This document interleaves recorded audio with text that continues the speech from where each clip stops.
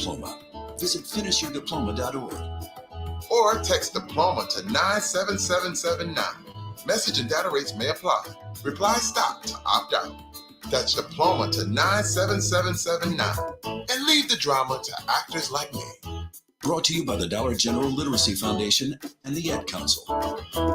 Adopt US Kids presents Multiple Choice Parenting. Your daughter just had her first breakup. Do you A, put yourself in her shoes? How could he do this to you? And for Sheila, she has split ends. B, console her? Oh, sweetie, this is going to happen a lot. 4, maybe 5 more times before you get married. C, take charge. Got to get this all straightened out. Keep a little talking to, man to man, mano a mano. Hey, Steve! It's now a good time? No? Okay, no problem. Bye. Or D, help her find a new boyfriend. I know a great place to meet boys. The internet. Nice, single boys. Never mind. How about some ice cream? As a parent, there are no perfect answers. But you don't have to be perfect to be a perfect parent. Thousands of teens in foster care will love you just the same. For more information on how you can adopt, visit adoptuskids.org. A public service announcement from the U.S. Department of Health and Human Services, Adopt U.S. Kids, and the Ad Council. This is you over 30 years ago. Are we there yet? Are we there yet? And this is your mom when you drive her back from therapy. Are we there yet? Are we there yet? Are we there yet? Roles change without us noticing. And in your new role, we help you help. AARP gives you the information to help care for your mom so that you can have patience with her, just like she did with you. Visit aarp.org/caregiving or call 1-877-333-5885 to get practical health and wellness tips to provide even better care for your loved one. Are we there yet? Remember, visit aarp.org/caregiving. AARP, we help you help. A public service announcement brought to you by AARP and the Ad Council. When I was little, I didn't talk for a long time. I liked things to always be the same. Anything new or different would scare and upset me. I was very sensitive to lights and sounds. It was almost like I had bigger eyes and ears than everyone else. So I built secret hiding places where nothing could get in. I didn't like looking people in the eye. It made me feel uncomfortable. I'd throw big tantrums over little things like when my socks didn't match. Sometimes I'd do the same things over and over. Until one day, I found out I had autism. My family got me help. Slowly, I learned how to live with it better. You can see signs of autism in children as young as 18 months. Early intervention can make a lifetime of difference. Learn the signs at autismspeaks.org/signs. Brought to you by Autism Speaks and the Ad Council. It's Thursday night, and you're grabbing drinks with some friends. Started off with a pitcher for the table, which quickly becomes 2. There's pool. And there's the photo booth. All right, everybody squeeze in. Say cheese! Followed naturally by an order of wings. And another. Can we get some extra ranch sauce? Then there's the ceremonial nightcap. So what are we doing this weekend? And lastly, it's back to the car, which, if you're buzzed,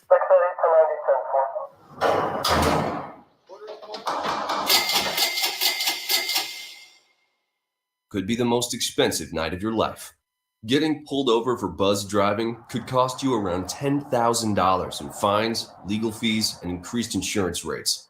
Nothing kills a buzz like getting pulled over for buzzed driving, because buzzed driving is drunk driving. Brought to you by the National Highway Traffic Safety Administration and the Ad Council. It's the Worldwide Sports Radio Network.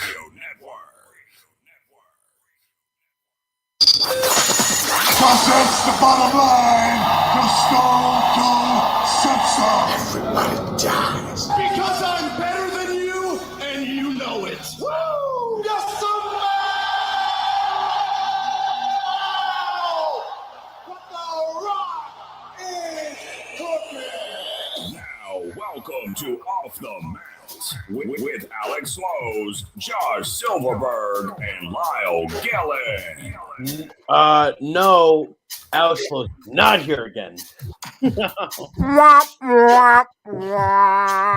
Ladies and gentlemen, welcome to the only wrestling talk show here on the Worldwide Sports Radio Network, and welcome to one of the great wrestling programs on bodyslam.net. This is Off the Mat, joining you every Friday, whether it's 5:30 or 6 o'clock, every single Friday at 5:30 or 6 o'clock p.m. Eastern Standard Time, so it's important to remember that.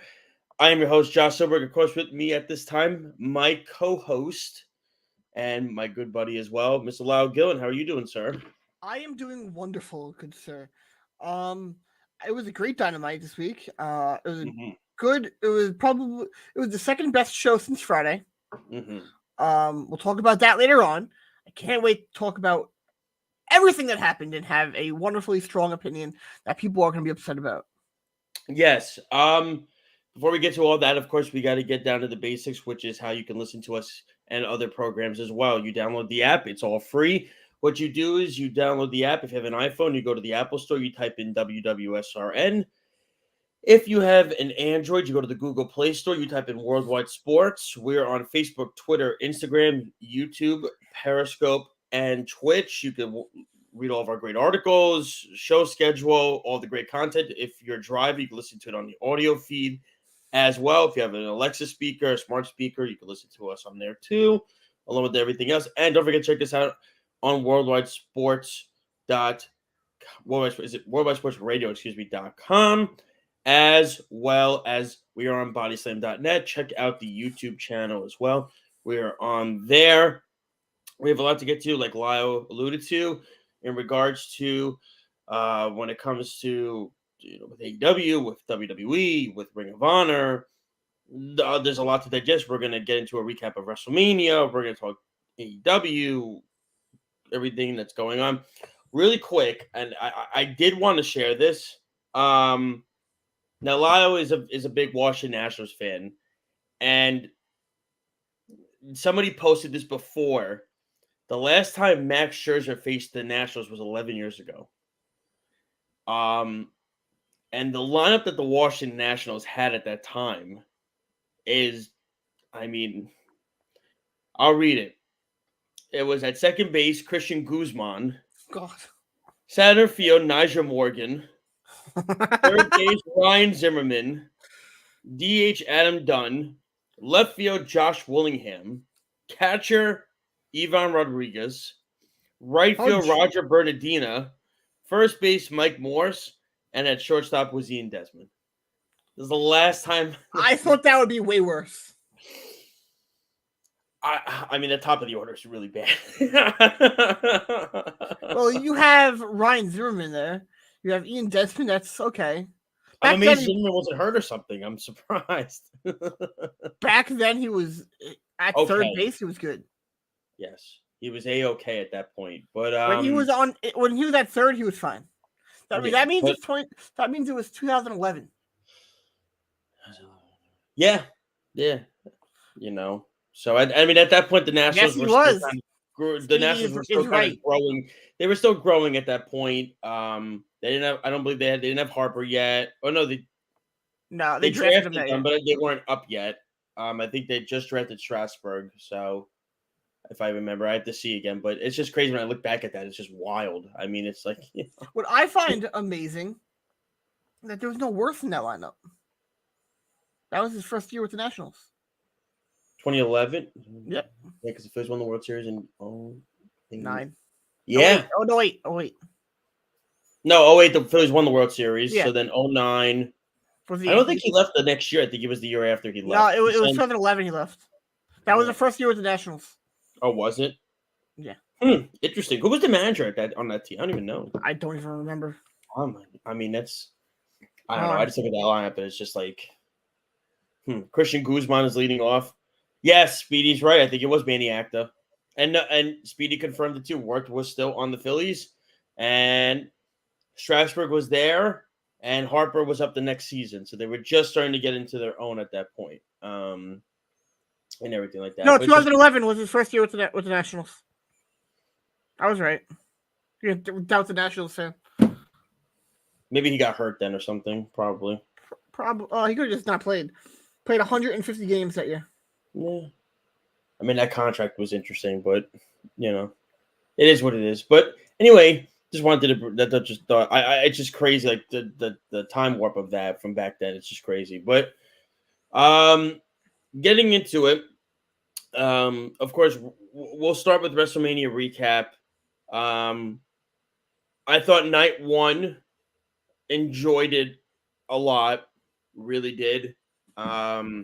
I thought WWE did a really good job night one, which our prediction last week, we said that was going, night one was the much better card. Yes. I thought Stone Cold just doing that was awesome. He literally gave every single ounce of whatever he had left in the tank. And to take a backdrop on the concrete is just remarkable. It really is remarkable that he did that. I'm watching that match, and to me, I really thought, to me, I watched the Stone Cold match back, and I really, you know what I'm saying? That was his first match since 03, so 3, 13, 14, 16.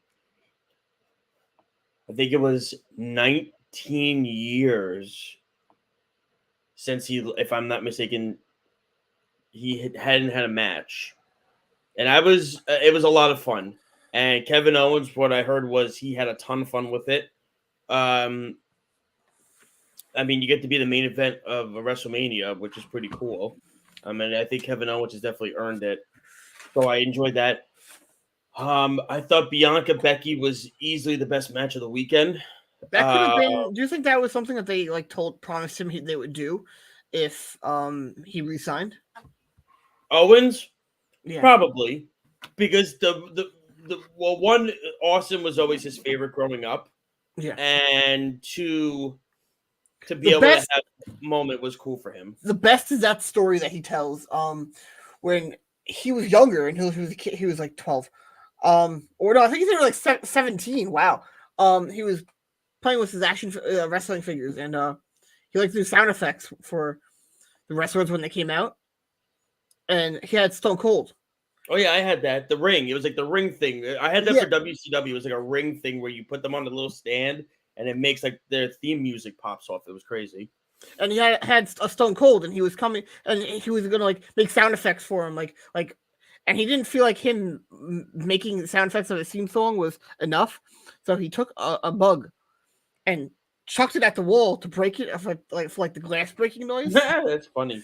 And it didn't break. It went and got stuck right into the wall. I used to draw on my wrestling figures I used to draw fake blood. Like I used to take a Sharpie and just draw like red blood on them. And I used to just pretend like they'd have like a bloody match. That's what I used to do. I had a whole wrestling collection when I was younger. I had 3 shelves of action figures. My parents still have them in their attic. I mean, I had Sid Vicious, Vader. I had those action figures when I was wild. I mean, I just collected them all the time, and it's so funny that you like. And then you also saw the Owens picture, right? Of when he was younger, took a picture with Austin at a signing, just like MJF did with CM Punk. So I think that was a really cool moment. I enjoyed it. It was great. It went over really well. Bianca and Becky had the best match of the weekend. And there was only one moment where Becky did the flip off the top rope, and she accidentally, her boot hit Bianca in the face, and you actually could see Becky feel absolutely horrible that happened. And when she went over to go pin her, she covered her arm over her face to talk to her to see if she was okay. So because I thought I thought Charlotte Ronda would have the best match of the weekend, and their match completely disappointed me. It just felt like there was no chemistry in the ring between the two. It was weird. It was awkward. Do you think we've seen the last of Ronda? No. I think what they should definitely do is, and what I've been reading is, they're going to turn her heel. And there have been rumblings, if it's true or not, that apparently they might want to put Paul Heyman also with her. Which Heyman has been wanting to work with her for a very long since she joined the company. I think that'd be Paul great. Heyman has said on record, I would love to work with Ronda. Which I think, and when Ronda was a heel, it worked well. So to me, I think it would flow well, it would be great. But I thought Bianca Becky put on a clinic. They really did. And it was crazy because the three matches you heard that was going to get the most time was going to be Rollins, Owens, and Charlotte. And Bianca and Becky actually went longer than Ronda and Charlotte did. And to me, I thought it was the right call. That was one of Becky's best matches she's ever had. Plain and simple. And Bianca just gets better every single time I watch her. And it's crazy because they've thrown a lot of big moments at her the last 2 years. And she's come up big in all of them. She had a great performance in the Royal Rumble. She had an amazing match with Sasha last year. She had a great match with Becky this year. So every big moment that Bianca has gotten, she's ran with it and done a great job. And she's improved every time I've watched her. This is a girl that does all of her own gear. She creates it herself. She does everything on her own. She puts in the time, the effort, and the work. And I'm impressed with her every single time. She's really, she's getting at times better on the mic.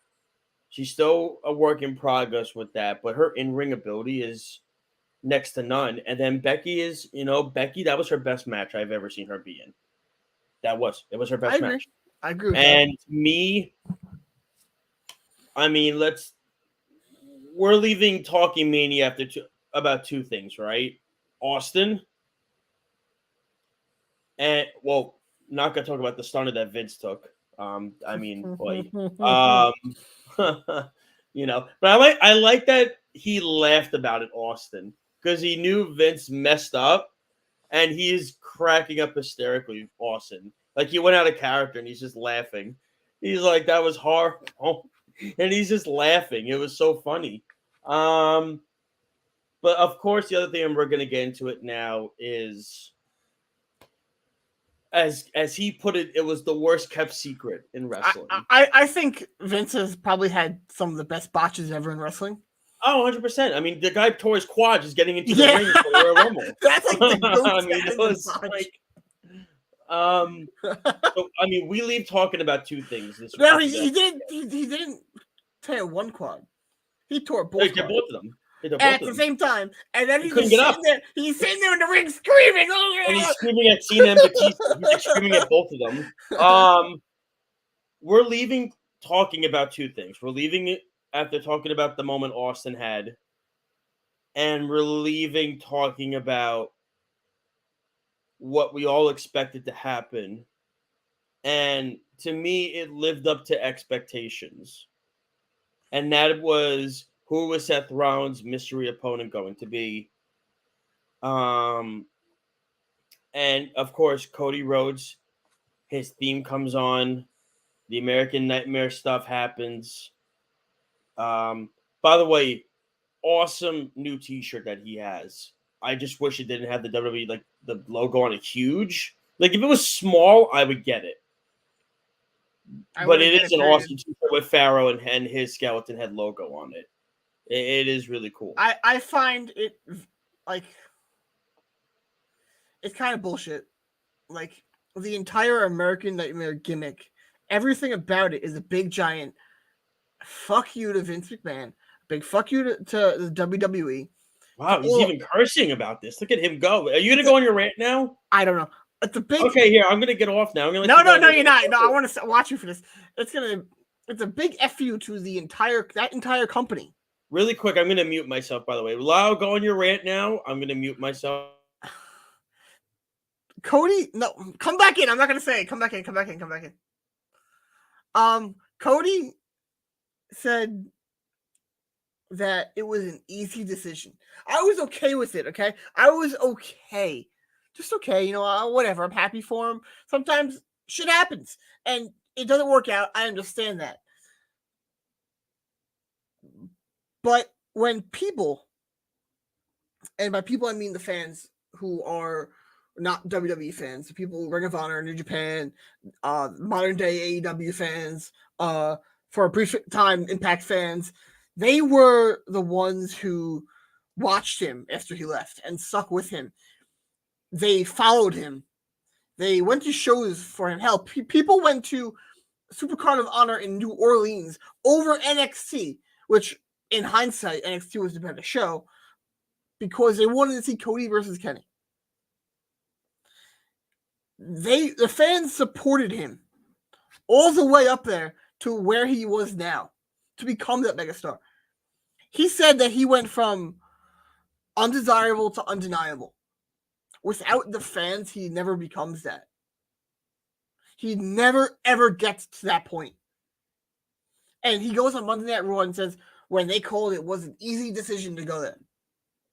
That's some bullshit, because that means it's saying it's an easy decision to abandon the fans. And if people want to say, oh, well, they all booed him.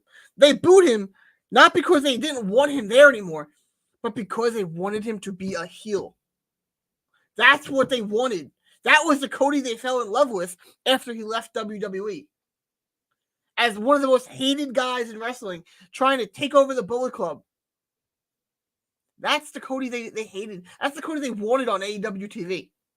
Every AEW fan loved the idea of him finally doing the pedigree and then becoming a full heel. But no, that never came to fruition because Cody has too big of an ego and didn't want that. So now everything Cody said, where he's saying he would never go back to WWE, is now a lie. Mr. Runnels is a liar. At the end of the day, he is. Because you can't, it's not about money, it's not about all that shit. So he's lying either about why he left and why he's in WWE, or he lied about never going to be leaving. One of those two things are a full-on lie. And in my opinion, hey, I'm happy for him. He's happy. Everyone deserves that. But to say a big F you to all the fans by saying it was an easy decision, that pisses me off. The people that supported him, people that bought his t-shirts, and then to just say, it was easy to leave you behind. Because you know what the difference between AEW fans and WWE fans? AEW fans, majority of them are not going to watch WWE because of Cody. That's not enough for them to switch. They're not going to be like, oh, Cody's out, I'm going to start watching Raw. No, they're not. They might do it for a couple weeks, but they're going to be like, happy for him. He's happy. Good for him. Like, I'm good.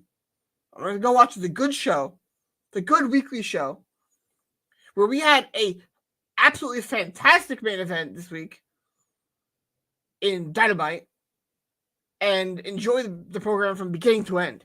Because every single person that watched Raw after Mania said, oh yeah, Cody promo was great, and then the rest of it sucked. It's a different fan base. Cody gave a big F you to all the fans, and I wanted to go on such a bigger rant. It's not 100% what I wanted to do, but it gets the point across. Cody essentially betrayed all the AEW fans, everyone that was on his side, stuck with him, cheered for him. Even the people that booed him, because they weren't booing him, but they didn't like him. They booed him because they wanted him to be a heel. He's a fantastic heel. They wanted a different character. And he has too big of an ego to do that. Should I come back in now? Yeah, you're here. I'll piggyback off that. So yes, I agree. he did do things where it does feel like betrayal. I compared him on Twitter to John Tavares, and I have other Islander fans all agreeing with me. No one is mad at him for actually leaving. They're mad at him because he was a dick about it. There are AEW fans that are mad at him for leaving, but majority of the AEW fans I know that are mad at Cody Rhodes right now are because of what I just said. He went there, he said, "Oh, I don't need you anymore." What he did when he left, he was a dick. And I don't care if he listens to this and hears it and gets upset. I know how much he cares about his fans. And you know what? He's an absolute liar to everybody. He went from the face of the revolution to giving them the finger and walking over there. He went from George Washington to Benedict Arnold. He was the leader of the revolution. Out of his words, this was a revolution. And now you can continue. Okay, I didn't know. You sure? Yes. I mean, look. Of course, I am a AEW fan as well. I understand the sad. I think people take it over. I think people are going overboard where they're taking his shirt on social media and burning it. That's too much. That's too much. I mean, that's like really like, come on, guys. It's not LeBron James. Be grown-ups here. He's, you also have to remember, there's two sides to every story. Now, if there is something that's not coming out, that changes my opinion 100%. I mean, look, it's. But out of what he's saying. Oh, okay, he's gonna go. Okay. He said there was nothing else. There was nothing else to know. So. Still getting his cigars, by the way. Still a fan of those. 100%. I am. We're supporting Kaz. What? We're supporting Kaz. Yes, I agree. There you go. See, there's silver lining. What you can do is you can tweet about it and say, "We are supporting Frankie Kazarian, not you, Cody Rhodes. Big fuck you." Even though his logo is the one that's on the cigar. And then tag American Rebel Cigars. Yeah. Listen, I personally enjoyed the promo. I get where people are upset. I do at the same time. I enjoyed it at the time because to me, it wasn't even, take the fan aspect out of it, take all that out of it. I think he legitimately, and who knows if this was his main goal, was to eventually, just like it was when you think of Drew McIntyre. Drew McIntyre was let go by WWE, went to the Indies, made his worth, came back, and they made him the WWE champion. I don't think that he did it on purpose. I don't think he did. I don't think he did it on purpose either. I don't. I think it just fell into his lap. He's what happened. He's always been a guy who wanted Vince McMahon's validation. And I think when he called him and essentially gave him that because of the character he made, then that made that change. And that's why it's kind of a big FU to all the fans, in my opinion. And that's fine. And I agree with you to a standpoint. I think it is an FU to the fans that did support him on the indie scene. I think it's no, we don't know how much money he was offered. He said it wasn't money. He says it wasn't, but I can tell you firsthand that it was probably a ridiculous amount of money that he was offered. Both of them probably gave him pretty fair, close offers. I'm sure it was a really good contract that he got. He got to keep everything of his. He's really the first guy or girl also that when he was on like the indie / AEW scene to come back and Vince let him keep everything. That's never usually when they come in. No, that does not happen. It's never happened. And I think that was a huge thing because apparently the report was Vince didn't know if you wanted to keep everything. and other people in the creative office. I think Bruce Pritchard was one of them that told Vince, "You need to keep what he has because it's working." Yeah, and it's smart. Well, Cody said something different. Cody said that he met with Vince at his house, and Vince said to him, "If it ain't broke, don't fix it." So again, there's probably multiple things that have come out, multiple reports that have come out. Doesn't mean it's all true. But I think legitimately Cody's promo was authentic when he said he really wants that WWE championship that his father and his brother were never able to have. Well, that's documented. That's always been a goal for him. That was something that even before he left WWE, he was documented that he wanted to do. Yeah, yes. And just like he said in his promo, his dad had the picture over their bed and their mantle of him holding the championship. And unfortunately, he did not leave that night with the championship. And, Dustin never came close to really winning it either. So, I mean, look, I don't think this was planned, obviously. I think what happened was something fell into his lap. Things happened behind the scenes with him and Tony. And he just felt it's time for me to move on. It's time. I still have a family to support. I have a daughter. I you know what I'm saying? Like, I'm not going to just sit here and not work. Like, if him and Tony aren't coming to a contract agreement, where else is he going to go? There's no other option wherever else for him to go that's going to pay him the money that WWE or AEW is going to pay him, that he can support his family. And I think he was kind of put in a corner where it was, I have to take this contract because I understand that it's going to, I've said what I've said, but I know he said it wasn't about money. But again, when you have a family, like me, right? Like I moved on, I'm not comparing it, but I moved on to a public school because I realize now I have a son and a wife to support. And to me, I had to make changes, and the changes need to be made.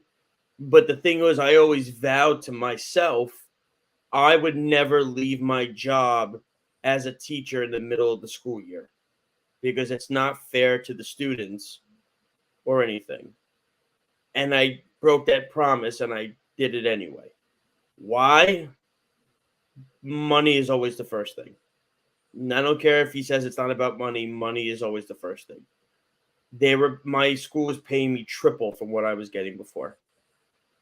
And I knew it was going to help support myself and my family.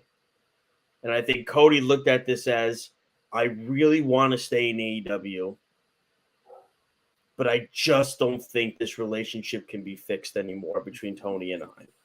And I think we need to go our separate ways.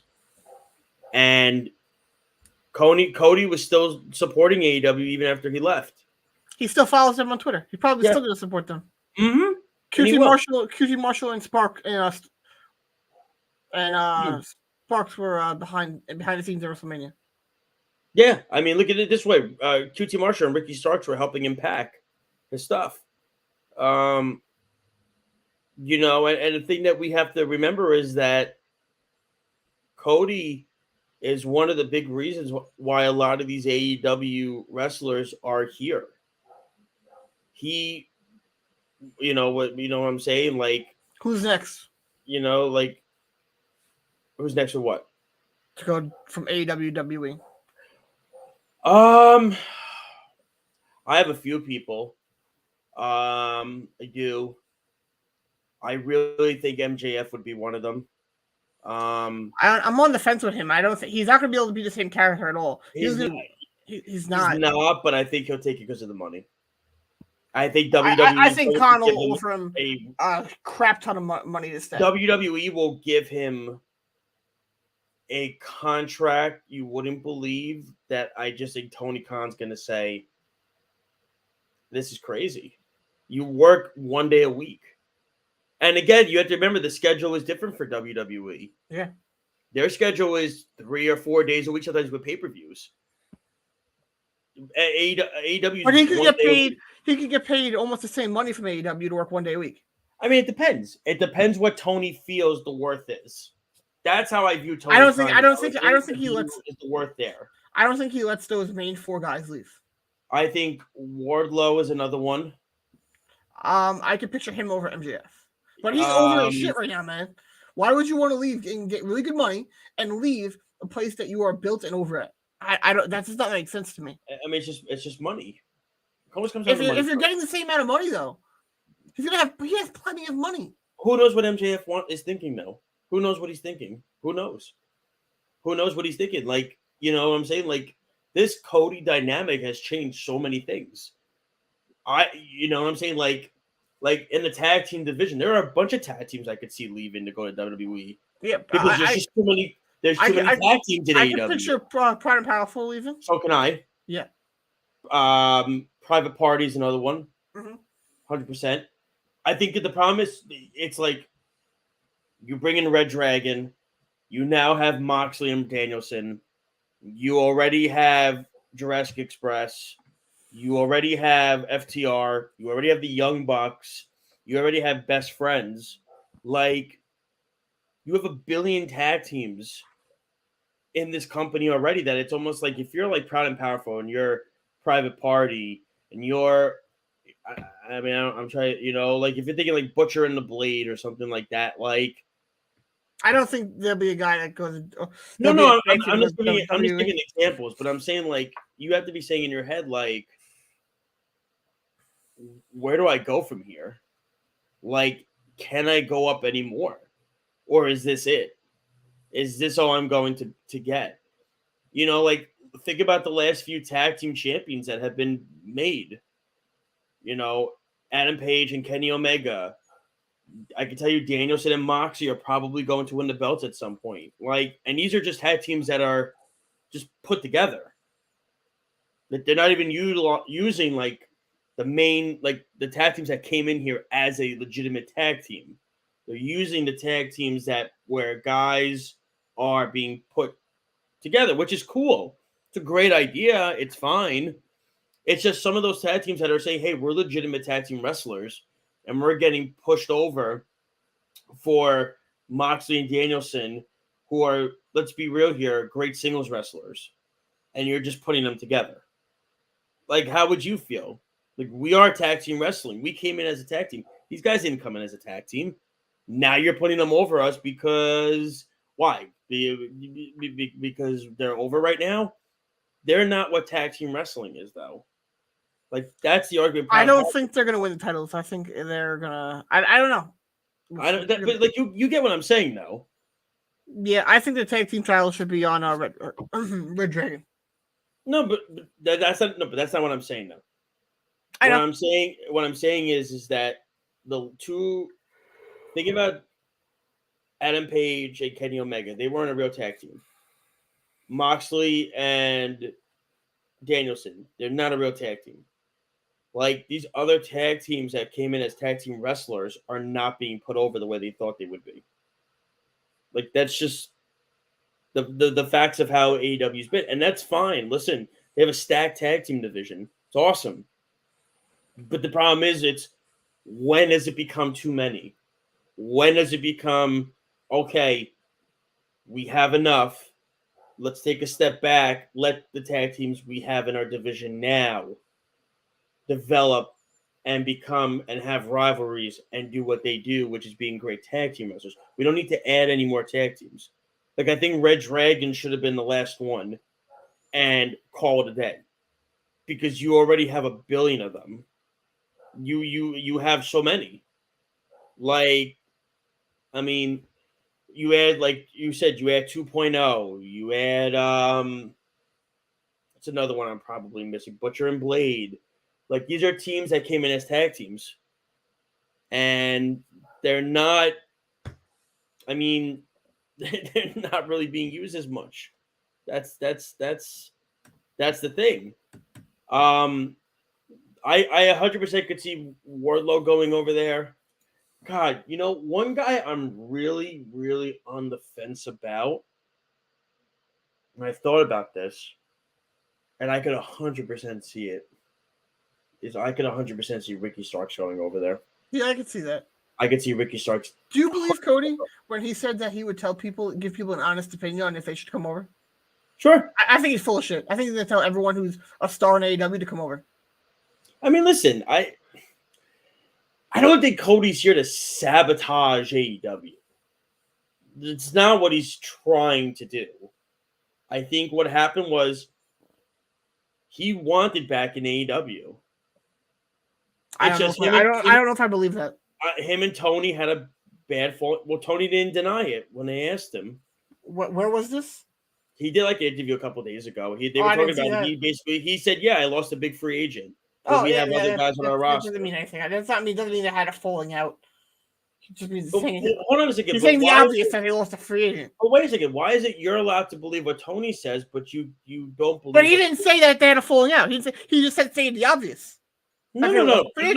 But what I'm saying is clearly there was a falling out because other reporters have said, like Dave, like other people have said that they couldn't come to terms. The title got stripped from him of EVP. But Cody, no. He said I'm not believing Cody. I am believing Cody. Cody said that none of that had anything to do with it. Of course, I mean, look, he's not trying to start bad blood. You don't want to leave. You don't want to leave letting the door slam on your old boss on the way out. Because you have to go back. But he said that was never the case. None of that ever happened. So you're the one who's not believing him, not me. He said I'm not believing him. But you're the one who doesn't believe him. I don't buy it. To me, when somebody strips you of a title, it's a demotion. It's a demotion. And if it happens to anybody in the world, and I don't care what anybody says, it will piss you off. It will piss you off.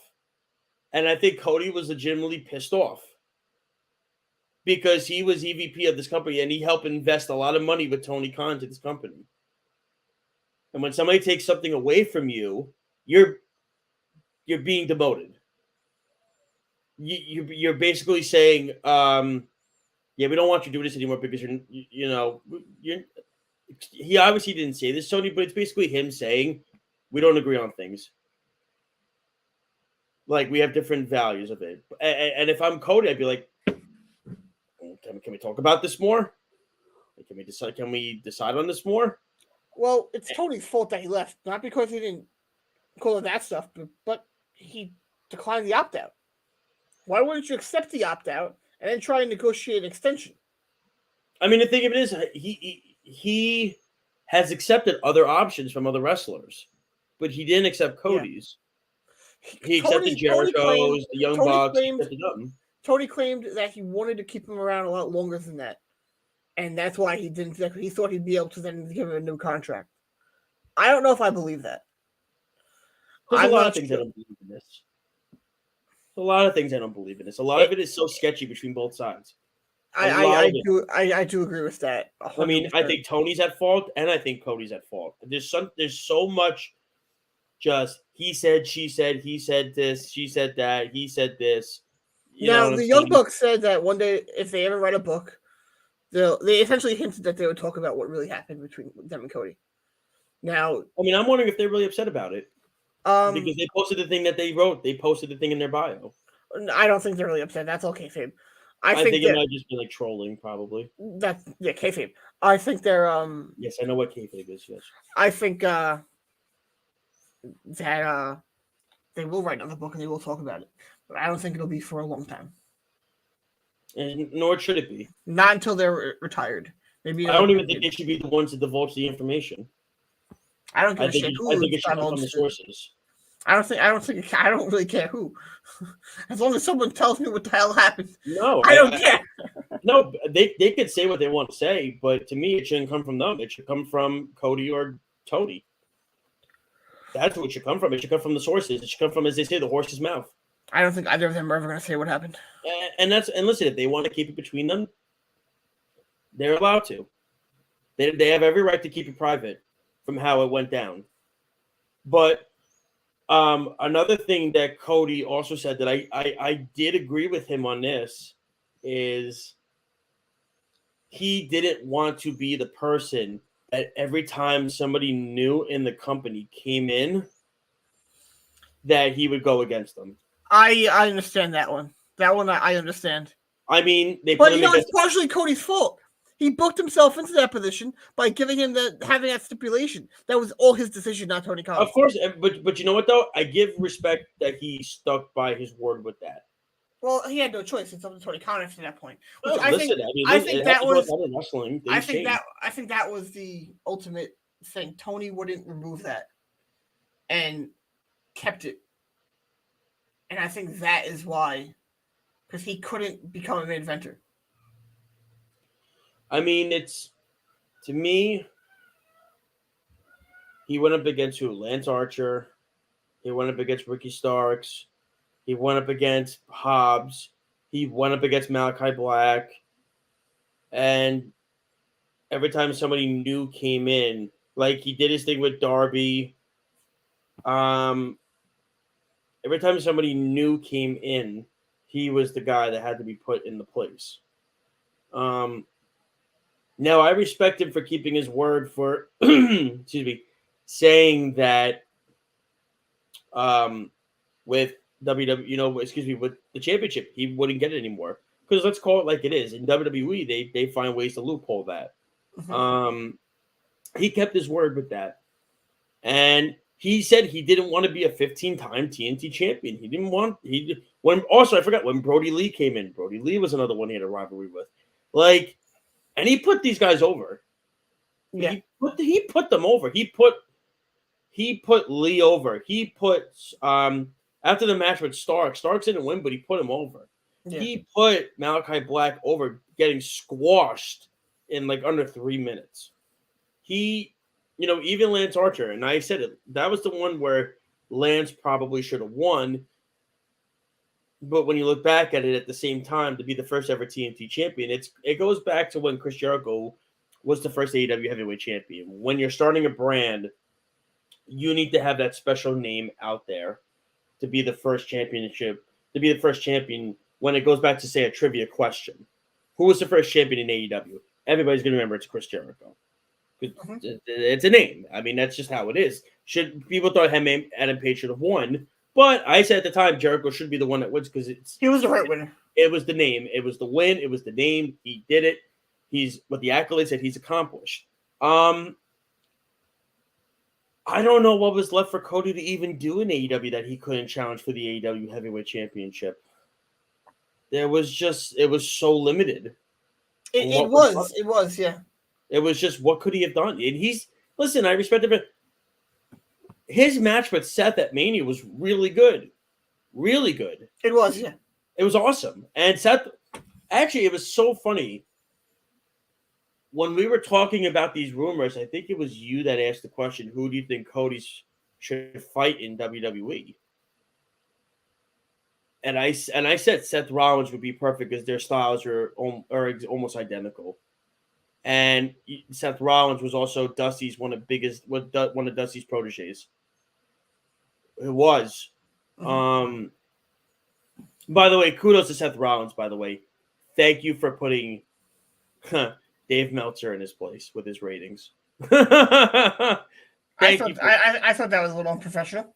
Oh, really? I thought it was fine. Well, especially since it's not a set bar for everything. I think Seth Rollins is upset. I hate his ratings. It's all his opinion. That's all it is. That's fine. And again, I disagree with his opinions. Like everyone shat on Dave Meltzer when he said Vince was going to have a match, and when he was adamant that Cody was going to be going back there, and so many things that he reported about Mania, and after Mania was over, every single thing he said was true. That's fine. The rumors he could say are true. I don't agree with all of his match ratings. That's fine. It's all an opinion. You don't have to say what he said about that. Tonight give the Bucks and FTR a 5-star match on Wednesday is ridiculous. What? Yeah, he didn't give them 5 stars. That's ridiculous. How? What did he give FTR Briscoes? 5. Then I agree. Because I don't think those matches are equal. I mean, look, I think the Briscoes FTR was unbelievable. I think both matches should have been 5 stars. But then you're saying they're equal. I don't think it was equal. I think FTR Briscoes was a little bit better. You thought it was better? Yeah. Yeah. No, listen. The reason why I could say it's better is because of their styles. Mesh better. It was also the thing is, FTR and the Bucks have show. chemistry. FTR and the Bucks have chemistry. They do, but the match was longer, I believe, right? FTR Briscoes. So I don't know. They gave them a lot of time. I think it's just not saying that one match is like, but when you look at it, it was a longer match. It was a better match. They weren't equal par to par. It was just below it in quality, and also it's a TV. I mean, look at it this way: Meltzer has his opinions, right? Mm-hmm. Seth has his opinion. Yeah, but the way he said it, I thought was unprofessional. I have no problem with it. I've heard people say worse things. I've heard people say a lot worse things. He could have. I mean, if he started calling him like nasty names and stuff like that, then I would have been like, "All right, it's a little much." But I mean, I don't think he said anything too outlandish. But to me, I thought Cody and Seth had a banger of a match, and I'm curious where Cody goes now. I don't think he should win the title until Mania next year. No, I agree, and I agree with that. I think his first try he should lose. His first try he should lose. He should be the one to dethrone Roman at Mania. He should, but that's how it should go down. He should lose at SummerSlam against Roman, and then win the Rumble, and then beat Roman at Mania. I mean, I could see him winning Money in the Bank. But no, I think it's horrible. That's a horrible. No, hold on, but not cashing it in. Like he'll cash it in the way like Cena did, where he says, "I want a match. I'm not going to cash it in this way. I want to have my match at WrestleMania. That's when I want to have my match and cash it in." And then that starts the storyline. I don't like that. I don't like that. I think what's the difference? Give someone Money in the Bank, let them take the WWE title off of Roman that way, and have Rhodes lose against Roman at SummerSlam. Then at Rumble, you have him win the Royal Rumble, and you have him win it at Mania. I think that's the best way to go about it. Yeah, let it drag out. Well, let it drag out. Let it drag out. Let him win the Money in the Bank and cash in at Mania. I don't like that. Let it drag. Why? AEW drags out rivalries all the time. Well, that's what I just said is dragging it out. No, because you already have it. That's the third installment of a match. No, it'd be second. Yeah, but even I'd rather the first match be at Mania. No, I'd rather the first match one you should lose and then get revenge by beating him at Mania. That's how it should be. Don't give him the title the first time he faces him because everyone expects that. I will say this: we agree to disagree, and that is why we have opinions. Everyone has two things: opinions and assholes. Yep, that's correct. And well, you know, so, we won't say which one's which. No, but before we get to our finishing move, by the way, shout out to Ring of Honor. Great show over the weekend. That was the best show of the entire weekend. Mm-hmm. Briscoes, FTR were awesome. Bucks coming out at the end. I'm curious. So I'm guessing the Briscoes are done in ROH, right? Like they're done. Then what's the point of the Young Bucks attacking them? That's the thing. I don't know, but the thing is, isn't it? It's up to Tony, right? It's up to Tony. It's up to Tony, but he's not allowed to have them in AEW. That's the problem. Nobody ever said anything about Ring of Honor. Turner doesn't want them there. They don't want him in AEW. They never said anything about Ring of Honor. No, but Turner doesn't want them there because of the comments that Jay made years ago. And I understand that because they were very, very, very insensitive, but they were also in character. I don't think they understand that, but no, they don't. For PR reasons, I understand. No, and the thing is, like, he said, and he's apologized since then. Like, he was young, naive, right? But like Sammy Guevara said what he said, and he's still in AEW. He already had a contract, though. That's fine, but it's still though. You like go look at what's his name was let go from AEW. Jimmy Havoc. Jimmy Havoc was let go. He beat his girlfriend though. But listen, like I said, he actually did something. It's two completely different things. I get it, but the Briscoes can't be there because they said something and they've apologized for it since. And by the way, if you've seen, they've actually been taking pictures with people in the community. But Sammy Guevara said what he said, and which really quick, by the way, this Sammy Guevara. By the way, that was such bullcrap that someone dug to try and drag him down during that speaking out movement when that had nothing to do with speaking out. That had nothing. By the way, this Guevara Conti thing, this couple, I love it. It's so annoying. That's the point of it. It's great. Oh my god, I want to see Lambert just beat. I want to see Sky just beat the crap out of him. I think it's hilarious. I love it. Ugh. And it's all fan driven because people were harassing the shit out of them online. No, I mean, no offense. I mean, it's like, could you spew about your love life any more than you've done? That's the point of what they're doing. I mean, it's like, my God, I can't even deal anymore with it. It's so ridiculous. But it's like, to me, I think the Briscoes made, not Mark, Jay made a mistake. He has since completely apologized for it. He's actually been taking pictures of people in the community. He takes part in the events now, and everything like that. Yeah. There's no show on after us, so don't worry. We got a minute. But to me, I think Turner is really, so yeah, All right, let's get to our fishy move because you got. I'm guessing you have your other thing you have to do. My finishing move was actually about FTR. You look at what they did on Wednesday night with the Bucks. You look at what they did on Friday night with the Briscoes. They're a 2-time tag team champion right now. I think by the time you end the year, they have the AEW titles too. You look at it, I think right now they're the early favorite for the tag team of the year, FTR.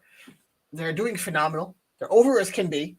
The scene they have is amazing. Their gear is amazing. Everything about them is just cool as hell right now, and I love them. And I think right now they are by far the favorite for the tag team of the year. For sure. And for me, my finishing move is about WrestleMania. I thought WrestleMania Night 1 went really well. They did a great job. Night 2 was not great.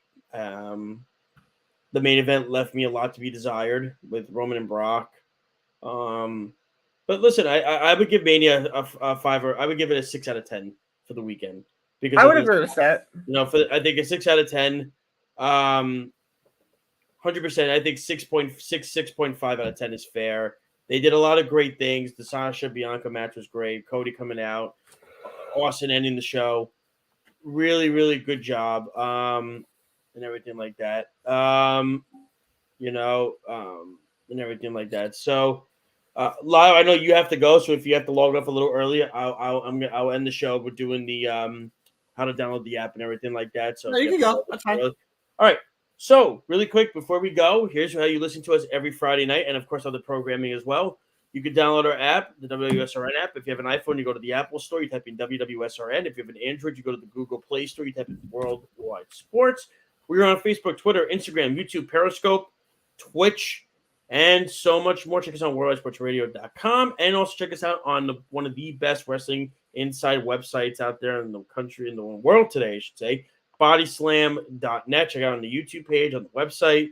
We are all over the place with that. Check out our Off the Mat page as well, which is on our Twitter page. Alex does a really good job. Alex will be back next week after a 2-week hiatus. He will be back. So Lyle and Alex will be on at 5:30. I have to see if I will be able to make it at 5:30. If not, I will be on at 6. Due to the fact that I have to do something that day, but I will definitely be on at 6 o'clock. So Lau and Alex will be on at 5:30, and they will take it from there. Ladies and gentlemen, thank you so much for tuning in to our show.